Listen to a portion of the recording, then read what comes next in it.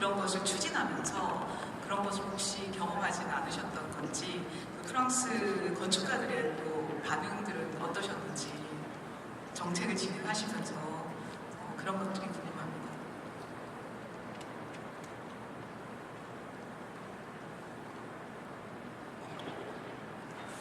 I don't know of any initiative by French architects to build such a consortium or an association. Maybe because French architects are very proactive in also winning challenges or tenders abroad. So because they have a lot of projects in other countries, I think it would not be very fair to forbid foreign architects to have projects in France. No, I think the difficulty in France is more for the small offices, the young architects I was mentioning in my speech. That's why I wanted to, in that case, to make a bit of affirmative action to help the young teams to be more present in international tenders, in also when we have opportunities such as the Venice Biennale, to put forward and to promote young architects. That's what policymakers can do. But otherwise, favoring French architects from a policy point of view is not really possible. 또 다른 질문 있으신 분 계세요? 네, 중간에 마이크 전달 부탁드립니다.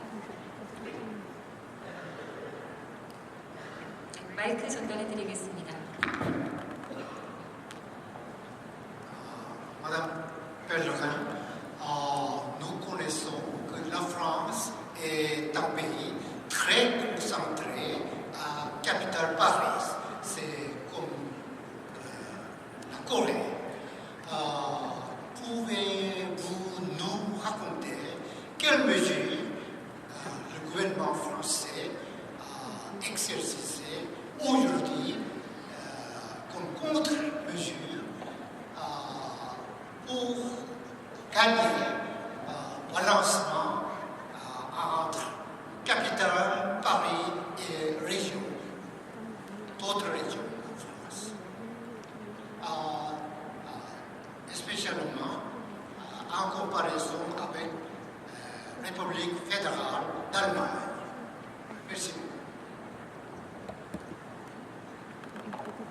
So in Germany, the government is federal, so the lenders, the local governments have a lot of power and a lot of autonomy, which is not exactly the same kind of administrative organization that we have in France, even though we also have local governments which have areas of policy where they are quite autonomous. But in terms of national policy, when I was Minister of Culture, I realized that the budget of the Ministry of Culture in France is 7 billion euros. So something like $7.68 billion, including audiovisual. But it's still a huge amount of money for Ministry of Culture. And I realized that 70% of that money was spent in Paris region. So it is true that the effort and the money is too concentrated in Paris and its area. So I really wanted to change that. But as far as architecture is concerned, I think the important thing is not to focus all the efforts and all the ambitious projects just in Paris. And then recently, in the recent years, we have had very interesting projects all around France. Of course, what is happening in Paris is always more visible, but we have, for instance, great projects in Arles, which is a small city in the south of France, where you have a very nice photo festival in summer. Very dynamic. It's a very dynamic region, close to Avignon, where the theater festival takes place in summer. And in this place, we have very ambitious projects now, private and public. We have a new school for photography, which is being built by a French architect right now. We have also a project led by Frank Gehry, him again, which will be a new contemporary art place, museum, and artist residency. We have great projects also in the northern part of France with a new subsidiary of the Louvre, of the museum, and all the stock also of the Louvre who has been built in the northern part of France with a very beautiful architecture. So we have projects all over France. Some of them can be projects by local governments, some of them by private people, but it's important also that the state, government, central government, shows that it also has some ambition for the regions in order not to create, you're right, a big imbalance between the capital and the regions. So that was also something that was very important to me as a minister, but it's something I'm sure you know that takes a lot of time to really rebalance. So I hope this will continue. 네, 다른 질문자 없으세요? 네, 세 번째 자리에 착석하신 남성분께 마이크 전달 부탁드리겠습니다. Hi. I have a question in English about, you mentioned a program of education for public servants, like politicians, and I think unelected and elected, I don't know. And I think it would be very interesting, like, as working in Korea with elected and unelected public servants, it's really hard to interact as an architect. So I think it would be a very interesting process to actually have not only clients or like among the population to have a little more support, but also to public servants. So I wonder, did you do it and did you have any success? Is there an effect? Because if it works, it would be interesting to have a similar process here. Actually, the national strategy was released in 2015 and I left government early in 2016, so I'm not sure if it has yet started or not, but I am absolutely sure, on all occasions when I gathered policymakers, people who will benefit or will have to abide by the new regulation we're implementing, professionals, when we gather all these people together, people who are not used to talk together, I always notice that it produces very good results. Either when you're at the moment where you build a policy, when you're defining a policy, or to implement a policy, because if you put together administration, but also people who will have to abide by the regulations, it can raise issues that administration has not noticed before. It can make your people understand the constraints of the administration. So it's very good. And I am absolutely sure that if you put policymakers, local governments, with architects, but also with urban planners, and you give them examples of what has been working abroad, for instance, in terms of urban planning, in terms of, I don't know, because architects today, they're not only building places, they're also thinking about the city of tomorrow. They're thinking about how people move from where they live to where they work, how they have access to entertainment, to culture, etc. So they think about the whole city and how the city is going to live tomorrow. And I think it's very important to think about that. We have a lot of we make a lot of progress in terms of thinking smart cities with technologies. So all this, I think policymakers must be aware of what's going on now, how other countries can be in advance, how they can be inspired by experiments abroad, and of course architects. I'm sure Korean architects are very, very much aware of all this thinking about the city of tomorrow, and they can be a great source of inspiration for the policymakers. So I'm definitely sure that it's something that is really worth it organizing. And that's definitely something the Ministry in charge of culture can put in place. It's not something that costs a lot of money, but it helps a better understanding by policymakers of what the value of architecture can be, and also on how you need to put a lot of stakeholders and actors around the table if you want to think about smart city, the smart city of tomorrow. So I cannot tell you exactly what the results were in France, but I'm absolutely sure that it's really worth it to implement such working groups. 네, 잘 들으셨죠? 확실히 그 뭐 좀 짧은 그 강연이었긴 하지만 사실 영국과 미국의 어떤 지향점이라든지 이런 것이 조금 차이가 있어 보이는데요. 그런 저런 측면에서 또 다른 어떤 질문 하실 분 없으신가요?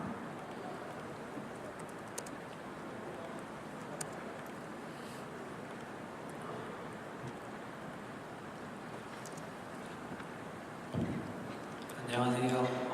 도시재생에 관심이 많은 학생인데요. 아까도 도시재생이 잠깐 하셨는데 그 도시재생을 하면요, 그 도시재생 이후에 젠트리피케이션 문제가 계속 생기는데 그거에 대한 방안은 어떤 게 있는지에 대해서 궁금합니다.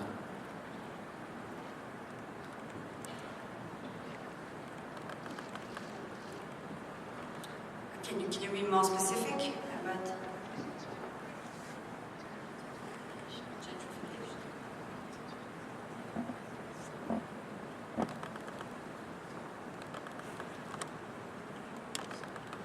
Yeah, but I don't see why it should be a problem. I don't really understand the opposition, because transformation or refurbishment or rehabilitation of districts that were a bit derelict, for instance, can be perfectly encouraged by gentrification. You mean gentrification after the rehabilitation of? I'm sorry, I don't really get the question. Is that you consider that gentrification is a problem and makes prices higher? That's it. Yeah. So if the question is, does rehabilitation or transformation of old districts, old areas lead to gentrification? Yes, probably it's the case, but it's something we've seen in big capitals. You see that when you go to New York and you go to Brooklyn and then Harlem today, which are gentrified or in the process of being gentrified, you see, of course, that when you create a better environment, you attract new activities, you attract new professionals, and of course the prices get higher. And it's probably the price to pay for that. But I think in that case, urban planning, urban policy can have an impact. For instance, in Paris, we've had a program going on for the past 15 to 20 years on the river, on the river banks of the Seine River. It was a warehouse district, so very not so nice looking, and with concentration of economic activities, but not so much used. And the town decided to build a lot of new housing facilities, public equipment, schools, universities. And now if you look at that from an architecture point of view, it's absolutely great. But also the city decided that in these buildings, especially the housing facilities, you needed to have a part of social housing and a part of a house that people could buy. So with this mix of social housing and apartments that you can buy, you create sort of a mix between people who are gentrified or people who belong to the what we call the higher classes, but also you create a social mix to make it possible for people who don't have the same means to still to be able to live in that area. And this diversity is great, and it can be a decision of policymakers, because in France, but I'm sure it's the same in Korea, the towns, the mayors can decide in this area I want X% of housing, and in this X% of housing I want X% of social housing. So you can, as a mayor, decide to create a diversity and to prevent total gentrification of the place. So it's a policy that works quite well. 역시 그 답을 들어보니까 그 답변을 좀 들어보니까 역시 모든 부분에서 좀 통용될 수 있는 답변이 어떤 거냐면 역시 균형감 있는 시각과 실행이 가장 중요한 것 같습니다. 그 젠틀리케이션을 하나의 어떤 사회적인 문제로서만 볼 게 아니라 하나의 어떤 그 다양성을 가질 수 있는 계기가 또 될 수 있는 것이기도 하고요. 그리고 다음 분 혹시 질문 있으신 분 없으세요?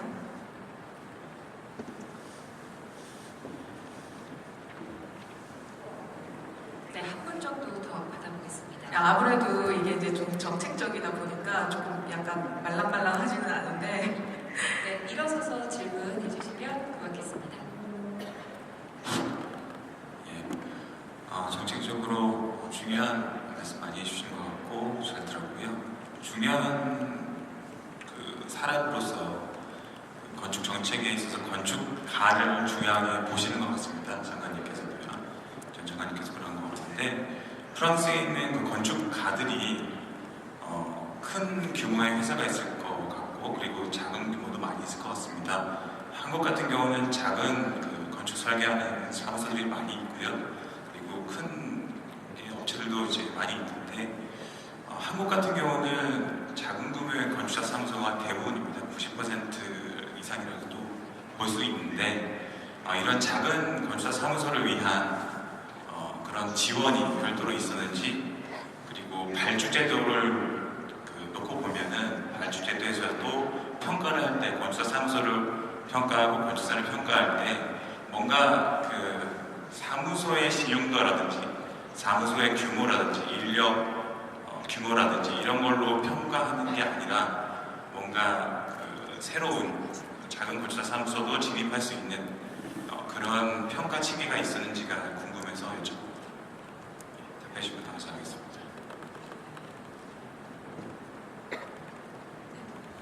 It's a very difficult question, and it's exactly the same situation in France. So in France we have big studios of superstars, and you know their names, and we have a lot, thousands of very small studios, sometimes 1, 2, 3, 4 people, so very small studios, and it's very difficult for them to